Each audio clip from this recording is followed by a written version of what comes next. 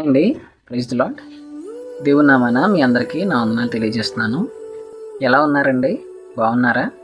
పాత నిబంధన గ్రంథంలో 2వ రాజుల గ్రంథం 4వ అధ్యాయం 42 నుంచి 44 వచనాలను ఒకసారి చదివినట్లయితే, అక్కడ ఒక పనివాడు తన యొక్క పంటలో ప్రథమ ఫలాన్ని ఒక 20 రొట్టెల కింద తయారు చేసి కృతజ్ఞత అర్పణగా సేవకుని వద్దకు తీసుకుని వచ్చి ఆయనకు అర్పించినప్పుడు, సేవకుడు అంటారు, భోజనానికి కూర్చున్న వారికి దాన్ని వడ్డించమని చెప్పినప్పుడు, అయ్యా, వారు ఇంచుమించు 100 మంది ఉన్నారు, ఈ 20 రొట్టెలు ఎలాగ సరిపోతాయి అని ప్రశ్న వేసినప్పుడు సేవకుడు ఇలాగ జవాబిచ్చారు, యెహోవా దాన్ని ఆశీర్వదించును, వారు తినగా అందులో మిగిలిన కలుగజేయును అని సెలవిచ్చారు. కాబట్టి దాన్ని వారికి వడ్డించమని ఆజ్ఞ ఇచ్చినప్పుడు ఆ ప్రకారమే ఆ పనివాడు వారికి వడ్డించగా, దేవుడు సెలవిచ్చిన రీతిగా వారు తినగా మిగిలినట్టుగా మనం అక్కడ చూస్తున్నామండి. మన యొక్క జీవితాల్లో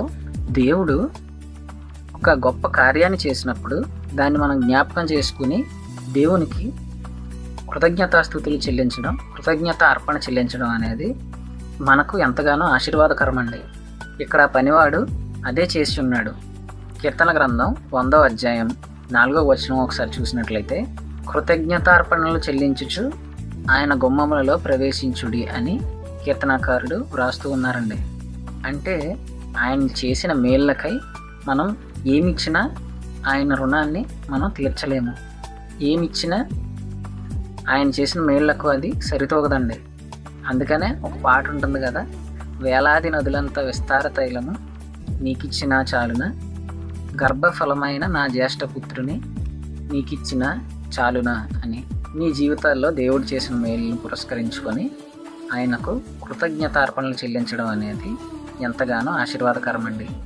అటువంటి కృతజ్ఞతాభావం కలిగిన జీవితం జీవించలాగన ఈ కొద్ది మాటలు దేవుడు మన వినికిల్లో దీవించునుగాక. ఆమేన్.